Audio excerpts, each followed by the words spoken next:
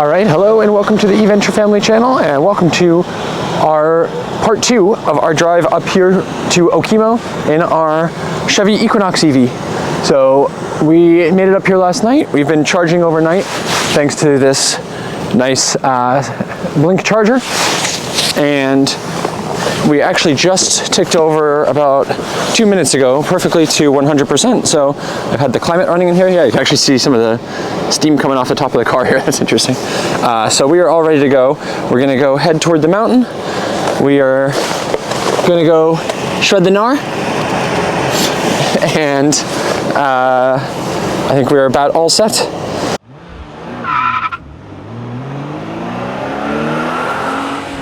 That's right. All right, so that was 81.5 kilowatt hours, and it was $18 for charging. So that's really not too bad. This is cheaper than I thought it was. So we must have paid, what would that be, like 20 cents a kilowatt hour? That's honestly not too terrible, especially for like hotel charging, which is going to be marked up a little bit, I suppose. Although honestly, they could make it free, right? You're already paying to stay at the hotel. Yeah, whatever. Don't mind paying that. Great night's sleep here again at the Hampton Inn in Rutland, and we've got quite a few other EVs here, including the Cybertruck down there, Model Y that's been charging here since we got here, this RAV4 that I think is done charging, and I actually saw a couple other Teslas around the parking lot too, and there's a Rivian over there, not charging. So if every EV here wanted to charge, there actually would not be enough charging, but 4 chargers I think is not bad. And especially these always seem to be available and are always working, so good on them.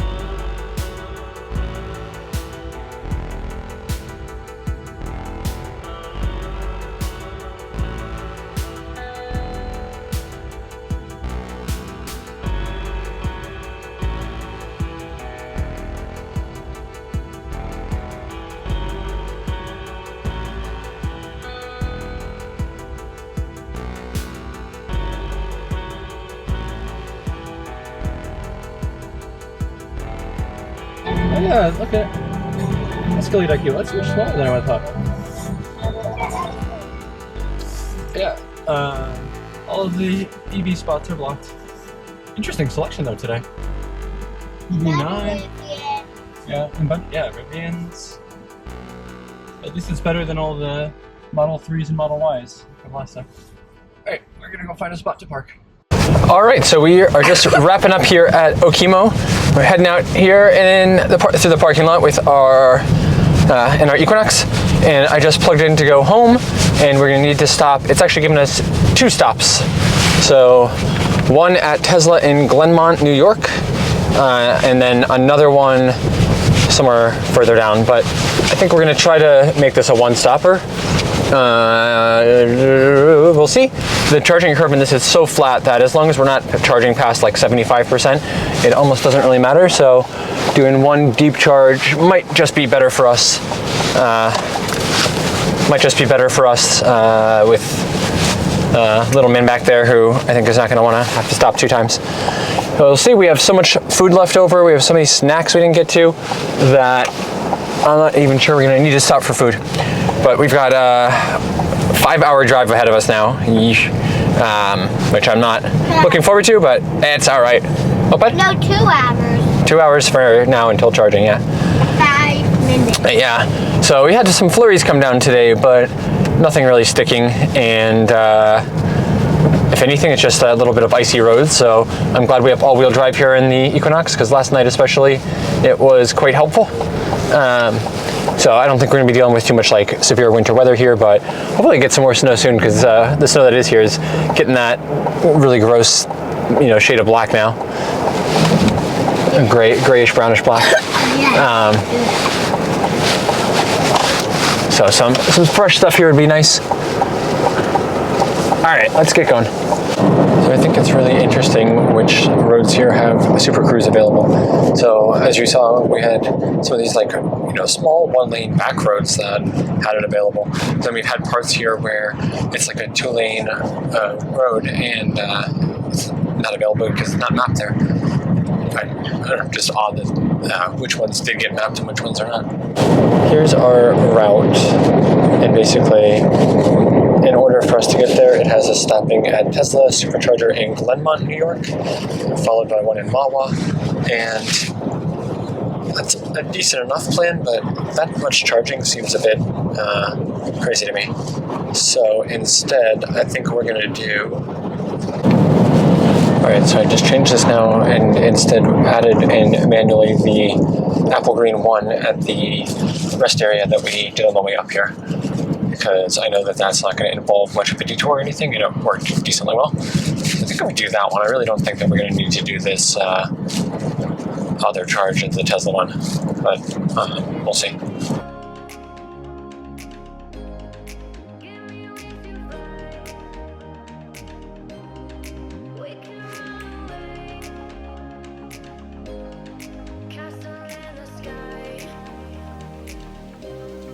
Won't you take me home and give me wings to fly? We can be alone in the castle in the sky.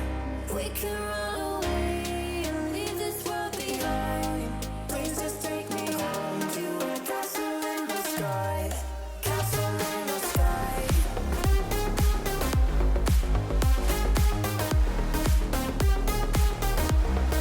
Castle in the sky.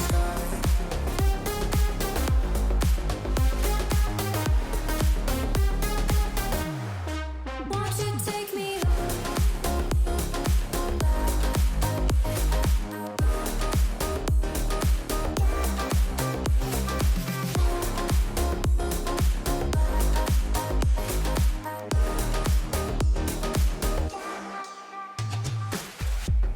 I can wait another minute.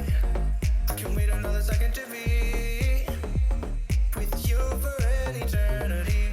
I feel like I am in a daydream. Every moment that I spend with you, with you. Won't you take me home and give me wings to fly? We can be alone in the castle in the sky. We can run away and leave this world behind. Please just take me home to a castle in the sky. Castle in the sky.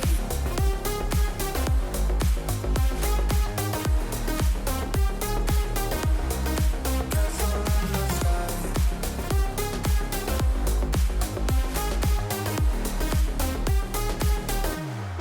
Won't you take me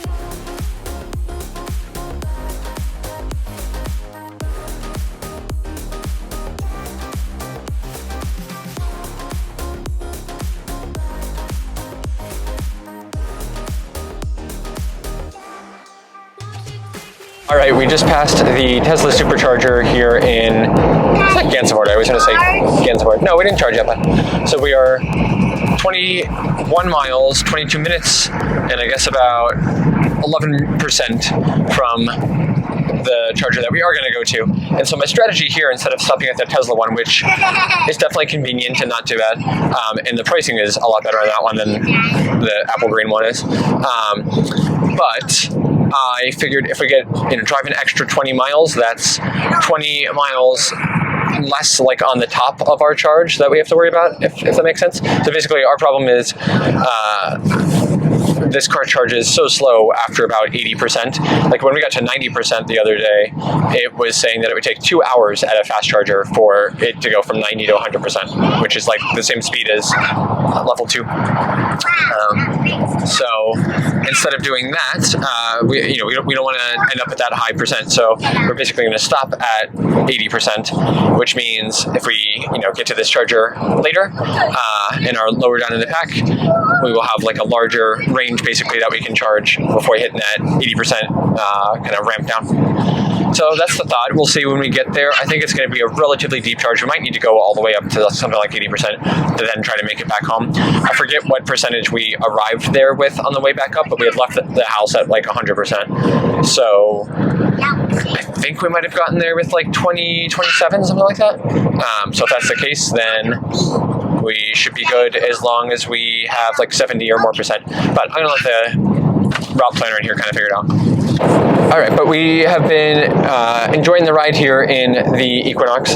So comparing this drive to the Rivian, really not like that huge of a difference. I would have thought a bigger one, especially with the Rivian having so much more range, but it really hasn't made that much of a difference where we had to stop a little bit earlier both ways here with the Equinox, but then also because this has a smaller battery, we were able to like fully charge every night, whereas the Rivian, when we get here, we're usually only getting up to maybe like 70 or 80%, never quite full. So it kind of worked out almost the same here. Would have been nice if we could have gotten one of the chargers at Okemo Mountain, but it seems like it's just incredibly hard to get those now. You've got to get up there very early. But even leaving there with like 67, is that what it was? 70-ish%, we're doing fine. We've been very comfortable in here. Someone was asleep for almost 2 hours, so he was definitely comfortable. I'm surprisingly comfortable in here still. I think like the Super Cruise is helping a little bit with that because I've got that on and it's allowing me to kind of move around a little bit and like stretch. But I am definitely getting to the point now where I could use a little stretch break and get out. Plus, I think we need to use the restroom and everything too. So we'll do that. And then one downside here is that the Equinox does not have any type of video playback. So the Rivian only recently got native YouTube playback and then the ability to do casting from your phone for apps that support Google Cast onto the screen. And that's been great. So that helps entertain us at the chargers. But here we have no options for any video playback. So that would be a nice add if anybody from GM is listening. Maybe they could do that with a software update, but so far, I don't think we've received a single software update in this car. All right, well, we're almost there, and I'll show the efficiency and stuff when we get a little closer. All right, so since we are heading out on this big family road trip of ours, I guess, I am very excited that I'm gonna get a chance to test out this new 4K HDR dash cam from my new friends at 70 My. And I am pleased to welcome them as partners and supporters of the channel. So I can't wait to get this set up. And we've never really had a dash cam in any of our cars before. Just the Rivian and our Teslas had sort of their own built-in ones, but our Equinox certainly doesn't. So I think this is a great upgrade for anyone who wants to have that extra security of being able to record stuff in case there's an incident that you need footage of. This would have been great to have when the tree fell on our Tesla. So we could have seen that in clear 4K HDR. But yeah, so we've got a couple of things to check out here. We've got the cameras themselves. So this will give us a full 360-degree view. Again, it is full 4K HDR, and it's motion detection, and got some kind of smart tech in here also. So we'll give this a try. And along with this, it is actually fully cloud connected, connectivity capable as well. So we've got this 4G hardwiring kit, which has a AT&T data only SIM card that we'll check out. And then I guess this is like it says CPL filter. So it looks like a kind of lens filter. What do we call these? Basically a polarizing lens to probably help give us a little bit better clarity, especially on bright sunny days like today. And then we've got this hardwiring kit for probably plugging in the power and everything. All right, so here's everything we've got all unboxed. So We've got the front dash cam camera, which has got this big one and even a little screen on here, which is cool. Cigarette lighter in case we need that for power adaptioning, I guess. We've got this hardwire kit, which we can wire directly into the fuse box for the car and then plug into that if we so desire. Or instead, we can just use these USB cables and plug them into USB ports if you've got those in your vehicle. Then we've also got, I believe this would be the rear camera one, and all the wiring to connect the two. We've got our lens here, our lens cover, and looks like that, yeah, you can kind of adjust how dark that is too. Works just like on my camera, an ND filter that I've got on there. Then we've got this, which is the 4G box. So if you do need this, it looks like it comes with like the SIM removal tray, card ejector tool and everything. But then in the tray itself, there's no card. So looks like you need to bring your own there. And they suggest using a AT&T one. I do have one from Google Fi, which runs on AT&T. So I might test that out and see if that works. I'll let you know. And then we get a 128 gigabyte micro SD card, which is awesome. So that should store quite a lot of footage on here, and you can always use this for a camera or something also. So that's great. And then we've got all of these mounting things too, so I've got to figure all of this out. We've got lots of instructions, so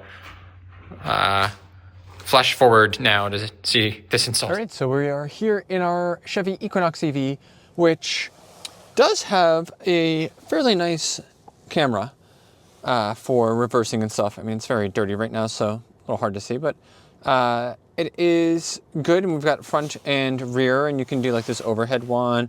You've got side cameras and everything. So overall good, but surprisingly you cannot use this as a dash cam at all, which is a bit of a miss. So we're gonna go ahead and get this wired up and show you how it looks. All right, so we've got it all wired up and set up now. I just got the app installed, so it pairs with it and you can do remote control.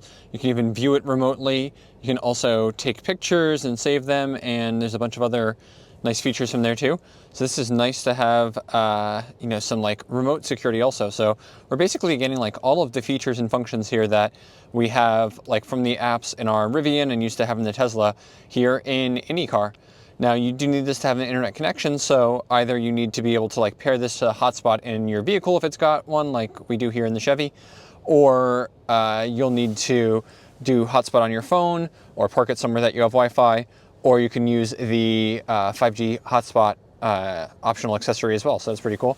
And I like that you have this little screen on here that'll also show you, you know, kind of what it's recording here, which is nice. And you've got the ability to change some of the settings and stuff here too, which is cool. And it's even got voice controls. It's got ADAS, so it can like warn you if you're departing your lane and stuff like that. So some nice safety and security features too. And then you can control your remote settings here.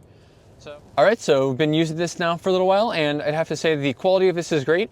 And basically it allows you to get all of the nice features of having like smart dash cam kind of stuff in your car, in any car.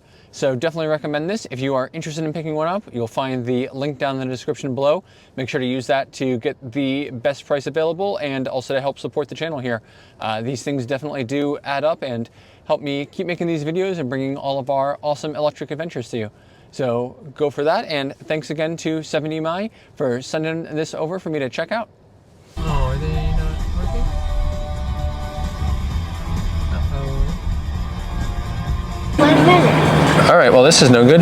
These are not working. They are offline, and we have no way. There's the ones that we charge it over there, but there's no way to get across the like median here.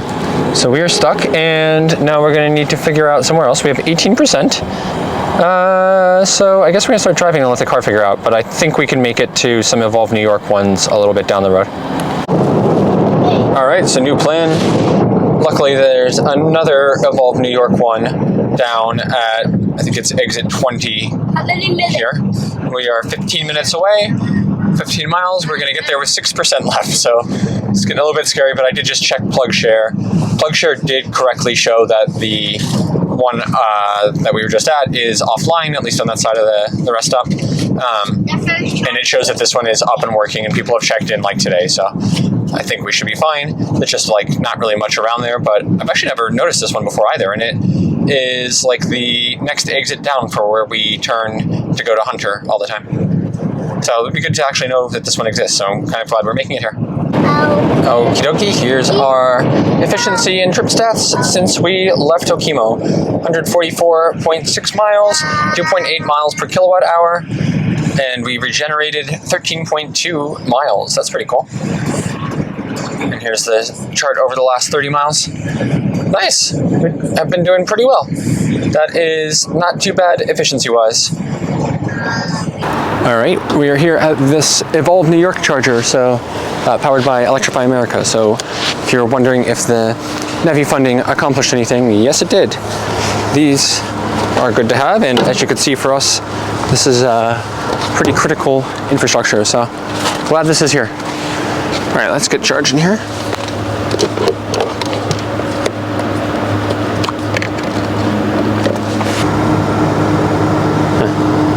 Membership. I don't think these usually work with membership, so we're just going to do that. 45 cents a kilowatt hour is honestly not that bad. I thought these were a lot more. Yeah, we paid over 60 at the other Evolve New York one, so I don't know why their pricing is so consistent, but I'm going to be using this one more often then. That's pretty nice pricing. Never heard the cabinet clunk like that before. That's not so good. All right. Let's see.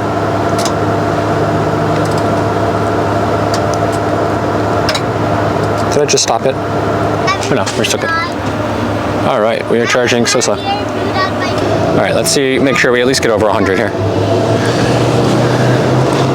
All right. Can we get 150? Nope, 131 it is. All right. Well, that's something, apparently. At least, all right. So here's everything that's over here. We got this like strip mall. So decent food options here. I'd probably go get some Tomo sushi if I had a chance. We got Starbucks here, and I don't know, that's kind of it. But yeah, this is not so bad. We got an Ioniq 5 over here charging. So nice location here. I like this. Alrighty. All right, we are doing pretty well here. So we're at 52% already, and we're still getting 117 kilowatts, which is pretty good. That's what I mean by this having like a really flat curve. It only maxes out at 153 was the most we saw. And the weird thing is, so these are all 350s, which is good, but if it were in 150, we actually wouldn't get 150 because this has got pretty low voltage, actually one of the lowest voltage EVs on sale. And so in order to get 150 kilowatts at the like 300 volts that the battery pack in this has, you need 500 amps, which is only provided by these 350 kilowatt ones. So, yeah, but, you know, even still basically holding flat here above 100, no, it's not bad. It's just once you hit like 70 to 80, it really tails off and you get like level 2 charging speeds. But yeah, these chargers are awesome. I was just talking to them in Starbucks over here, and these only went online a few weeks ago. And so far they said they've been really popular. They're getting a lot more traffic now in Starbucks from having these here, which is pretty cool. And I think, you know, a reason that it makes sense for businesses to look at building and installing these. And she said like they were it got delayed a couple of times because somebody reported that there were sparks coming from here at some point, and they had to have the fire department come check it out, but they don't think there was actually an issue. But this has been working great, super solid, and the pricing, again, really not too bad here. So I'm going to go check on the map now. I think we might almost be good enough to get back home now. It's 107 miles, and we've got 150 stated here, but we never actually get anywhere near that. So let me figure that out and get him out of the seat here. Nice. All right, so we are definitely going to charge a little bit more here, but it's saying... Can I watch something? All right, so we're definitely going to charge a little bit more here because it's saying if we left right now, we get there, 9%. I think we're actually good. Can I watch something on YouTube? I'm going to give it like 2 more minutes and then we're going to go. Yeah, I'm comfortable with 10% or so. Yeah, we'll do that.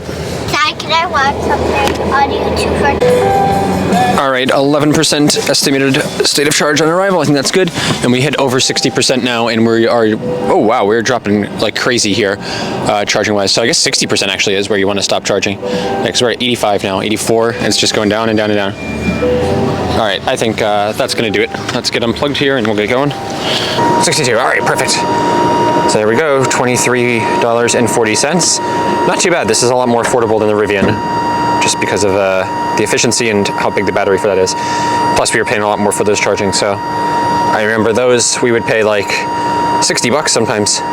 So this 20 to 30 is really not so bad. All right, there we go. There's the stats and everything. And let's get going. All right, well, we're getting about back there now, so let's take a look at our stats and everything. It's been a pretty good drive so far, and our state of charge estimated on arrival has actually now gone up to 15%. Hockey. Yes, and we're listening to hockey. So we're at 17 now, almost there. All right, so here's our stats again. 102 miles since our last stop, and 2.4 miles per kilowatt hour, so going down quite a bit, probably from the speed. All right, but overall that was a great drive. Nice to finally come down this way and not have a whole bunch of traffic. We did like 5 hours door to door from Okemo Resort back to our house. Actually a little bit less, so that's pretty good with a charging stop, but really enjoyed that Evolve New York station there in Saugerties. That's going to be a great one in the future too. Nice to have that along the way, and it's just really nice that they've added so many charging stations along our route up to all of the ski resorts that we like going to. So along the way into like the Catskills and stuff, a ton more now, and then obviously that's on our way up to Vermont too. So the infrastructure really has gotten a lot better in the last few years, especially since like our first year of like Tesla trips up there, where things were definitely dicey. Would be nice for Vermont itself to build some more charging, especially like once you get onto that's 7 and the drive like up there really is not a whole lot. I guess you've got Tesla in Rutland, but some long stretches there without any high power charging. But the Equinox did great here. I'm actually really pleasantly surprised. I thought that our efficiency and the range was going to be a problem, and we were going to be like stressed out a little bit, but this did great and really no problems at all, and things worked out quite well. The route planning in here was also phenomenal. Made it quite easy for us, and even like when I needed to mess with it and change it to be a little bit more optimal, it made that pretty easy. And then when we had the issue with that station that was out of commission, it was also easy to like get rerouted and stuff too. So really happy about all that. I think all in all here, the Equinox EV is not a bad road tripper. That was really my like main hesitation in recommending it, because I thought that with the 150 at most kilowatt charging rates, it'd be really kind of limited as a road tripper, and then at only 285 miles of rated range, it seems like that would probably not be enough either, but actually not a problem at all. We did great. So I think now, especially with the pricing and the lease deals on this, this is a full-on recommend for me. Absolutely loving this vehicle, and I just got to notice that we're a little bit past the 6-month mark now, so we've been loving it, and I am looking forward to at least another 1.5 years of great adventures as a family also here. All right, well, with that, thanks so much. If you've got any questions about our trip or the Equinox, let me know in the comments below. And with that, we'll see you out there for another electric adventure soon.